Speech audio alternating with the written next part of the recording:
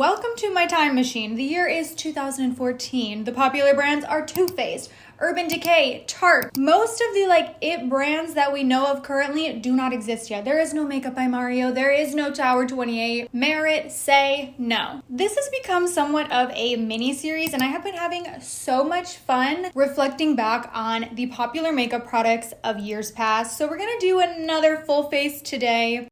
So we have to start off with this. This is expired. This is not even a brand anymore. I shouldn't be putting this on my face. We're gonna be risking a lot today throughout this video, but this is the Becca First Light.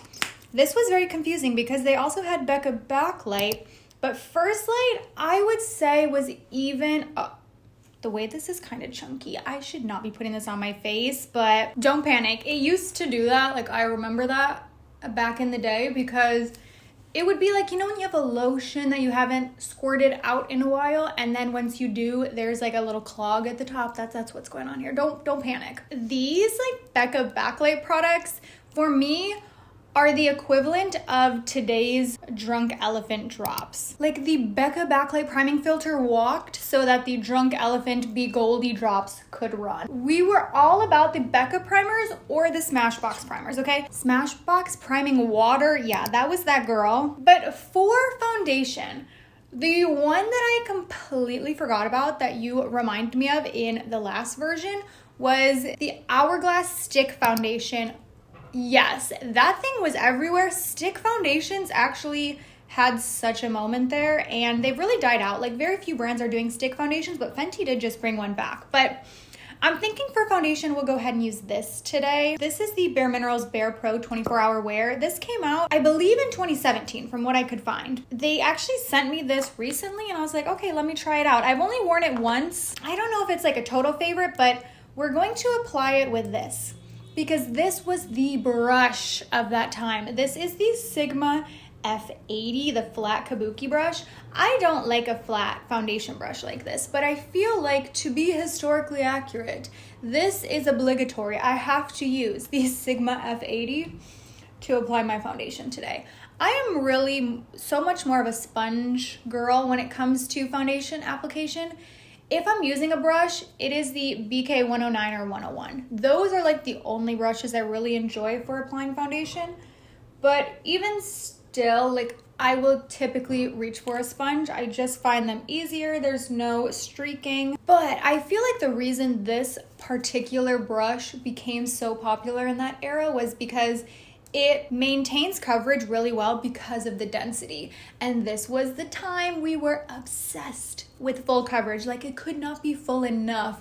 The videos of this time period were about covering tattoos with your foundation. There were two things we wanted from foundations. We wanted the most extreme coverage possible, the fullest of full coverage, and we wanted 1 million hours of wear time. Even this, it claims 24-hour wear. Those were standard numbers to be hearing in the ads for these products. They were 24-hour wear, 20-hour wear, 48-hour wear, which is the direct opposite of what we're getting these days now that skin tints are so popular. Skin tints have pretty minimal wear to them. I'm talking 6 to 8 hours for a lot of these formulas is somewhat typical, but no, that would not have cut it in 2016. We needed 48-hour wear out of these products. I just feel this brush is taking me so long, and I know I could swirl it on, but I just don't like to do that, especially having dry, flaky skin. Swirling is kind of a recipe for disaster, so I'm gonna just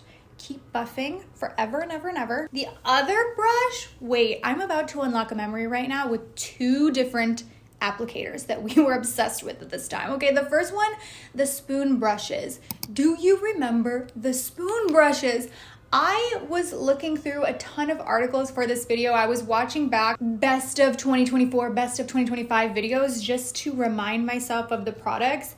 And when I came across an article talking about the spoon brushes, I literally laughed out loud. I'm the way we were obsessed with these, the chokehold that spoon brushes had on the beauty community a decade ago is comical. Okay, I give up. I'm switching to a sponge. But I was trying to look through my collection and see, do I still have one? I mostly don't because I decluttered my brushes, but I found this. This was from Moda. This is like a mini one. If I recall, this was the size we were using to contour our nose. Back in this era, contour was like an everyday step. It was not reserved for a special occasion. It was done Tuesday, Wednesday, Thursday, Friday, and we were pairing it with our full coverage 48-hour foundations, okay? The other application product that I was remembering, the silicone sponge. I feel like those were so controversial. It was like, oh, does this actually work? Is it a gimmick? We were all trying a silicone sponge. This was also the era of the like WTF videos on YouTube. I remember Tati had like a WTF series of trying like really extreme, weird, obscure products every single week. We loved a gimmick. I feel like this was definitely the era of gimmicks. That being said, gimmicks are kind of, not necessarily even gimmicks, but like the eye-catching products are kind of having a bit of a revitalization, I would say, when I think of like the Sachu peel-off lip liners or like the color-changing blushes that like look black in the pan and then you apply it and it adjusts to a pink. Something about that at its core feels very like 2016, if you will. For concealer, I'm cheating. I'm using a current favorite. I know, but this is the Flower Get Real Serum Concealer. But I feel like my base was looking a little dry, so I'm like, let's stick with something we know. We'll use that today. Normally I would go for powder next, but I feel like my face is looking a little dry. I don't know if I want to do powder. The powder I was going to do is the BareMinerals Mineral Veil. This has always been a favorite for me, and I definitely feel like it had its heyday in the early 2000s. But will I regret going right in with a powder cheek product without doing a powder first? Probably. But we're gonna do it anyways, you know, we'll see. This is the Charlotte Tilbury Filmstar Bronze and Glow palette. It's a duo. I have the mini. They also make a full size. And when I was watching 2015 favorites of the year videos, I kept seeing this. Was it 2015? I think that was the like specific year that I was seeing this repeated so much. So I'm like, okay, yeah, we have to break that out. I remember really loving this. I bought it like years later. I didn't buy it right away, and even after getting it past all the hype, I still remember really enjoying this and using it a lot. I have a really big dip in the contour side, and I like the shade of this contour because it's not too like gray cool toned. You can kind of use it as a bit of like a bronzer slash contour. That being said, there's like a tiny bit of sheen to it, so it's like a little glittery almost. I don't really mind that, but I definitely think it's noteworthy. Okay, I paused filming for a bit because my radiator was running and that gets pretty loud. So I did decide we needed a little bit of powder. So off camera, I did add some of the BareMinerals Mineral Veil. The way I used to be so obsessed with this, I still think it's such a great powder. It still stands up today. But for the blush, I want to use this one again. I really do. It's killing me. I want to use the Tarte Amazonian Clay Blush in the shade Exposed. I've used it in a ton of my recent videos, but the last version in this series, I also used this. So it feels like it's only fair that we use something else. So I was like, okay, you know what? Do you remember these from Too Faced? This is the I Will Always Love You. No, that's the shade name. This is the Love Flush Blush, okay? They relaunched these a few years ago and then they've discontinued those, but this was the original. This is another product. I could rename this video, things I shouldn't be putting on my face, but we're gonna do it anyways. And then don't worry, I know you're like, girl, you were supposed to use the other side of this. I will. We'll get there. I promise I'll put the highlighter on. Even though I'm not in my highlighter era, we will be today, you know? For the sake of being historically accurate here, it feels, necessary that I do at least a little bit of foundation. But my vision with this makeup look today, I'm like, this doesn't look very nice. This is why you shouldn't use a super old expired blush. I can tell the pigment isn't really there anymore. It's just sparkly. But what I was trying to say was my vision for this look, I want it to be a marriage between the makeup look that I would have really loved at that time and the way that I do my makeup today. Because, these products, these techniques, they are timeless. there's still products that were popular a decade ago that perform beautifully today. And I really like reusing a lot of these products, maybe in a more adapted way to the style of makeup that I do currently. And I like doing this with my clothes as well. Like things in my closet that are quote unquote out of style, which, you know, we'll put in air quotes because obviously you can wear anything, anytime. I encourage you to. But one thing I really love doing is trying to style my like dated clothing, but kind of adapt it to feel a bit more current, styling it with pieces that I wear more frequently these days. And I feel like today we're kind of doing the makeup version of that, you know? So for the eyes, we have to do a cut crease. I'm out of practice, but we're gonna try. And to start, we obviously have to use the Urban Decay Primer Potion as our base. This was the era that every single eye look started with either A, Urban Decay Primer Potion, or B, MAC Painterly Paint Pot. There were a couple shades of the paint pot, and I don't fully remember off the top of my head, but the one that I can like just so vividly visualize, Painterly Paint Pot. Now, the Urban Decay Primer Potion, this is like the new packaging. It looked pretty different back in the day. The shape was more of an hourglass. It looked like a potion.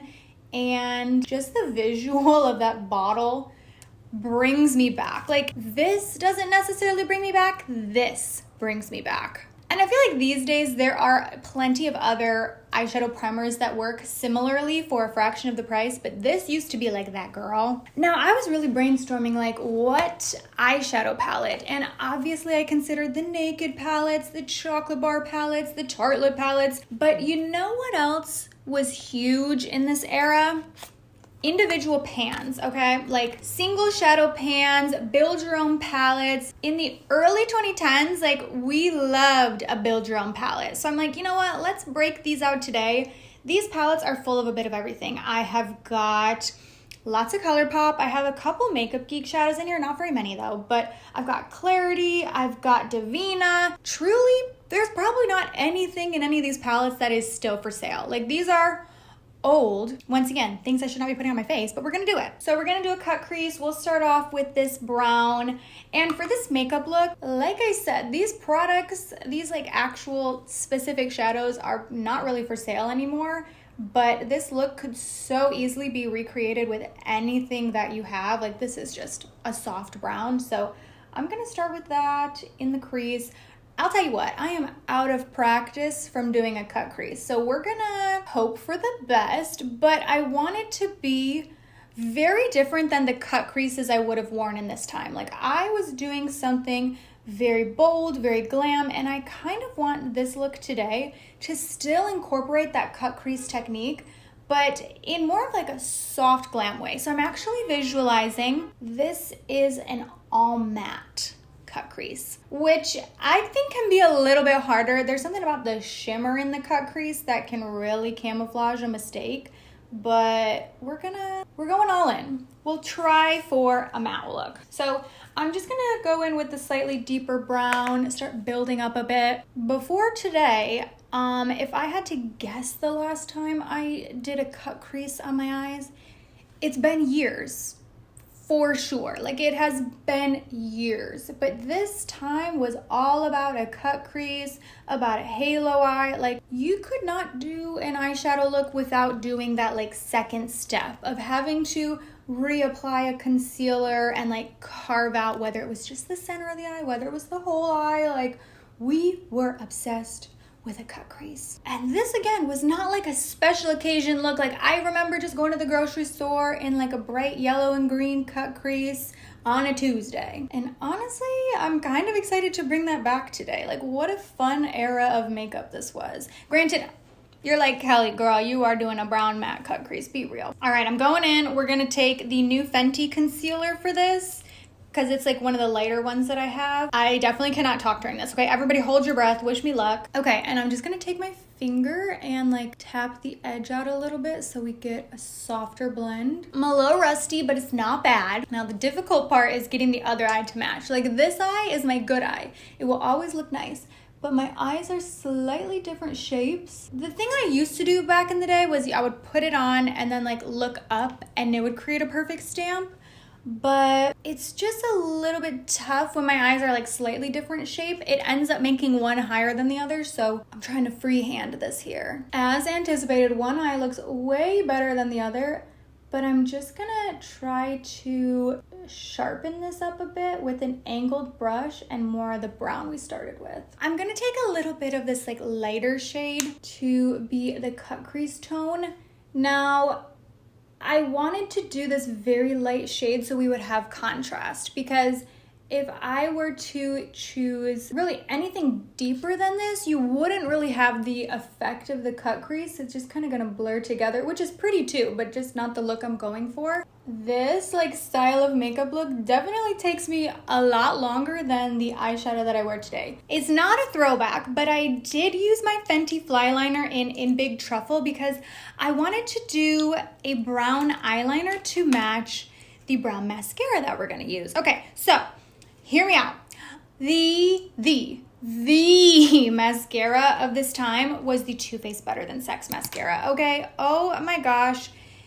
We all loved it. It was super popular. It is still very popular, but not as much as it was like a decade ago.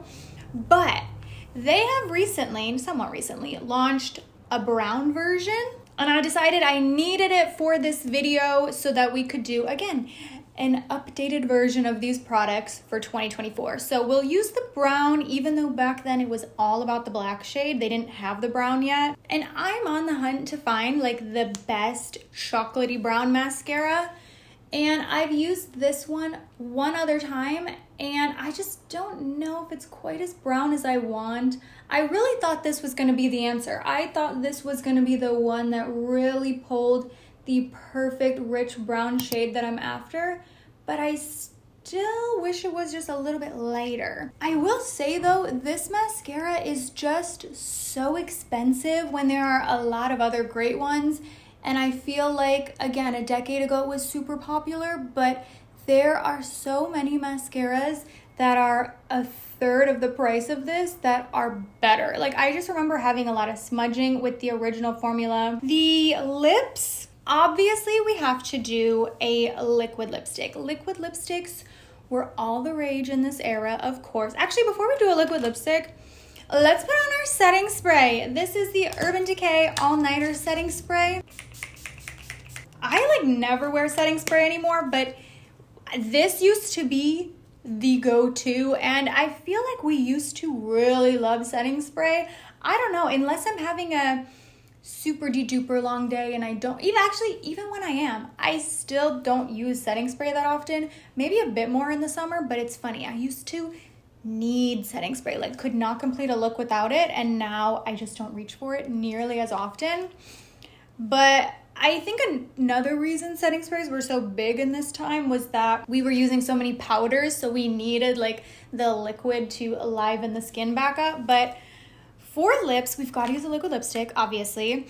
The Anastasia Beverly Hills liquid lipsticks were huge. They just like relaunched somewhat of a newer version of a liquid lipstick. But my favorites of that time came from Persona. They don't even make these anymore, but I still want to use this. So I have Flamingo, which I originally pulled out to use.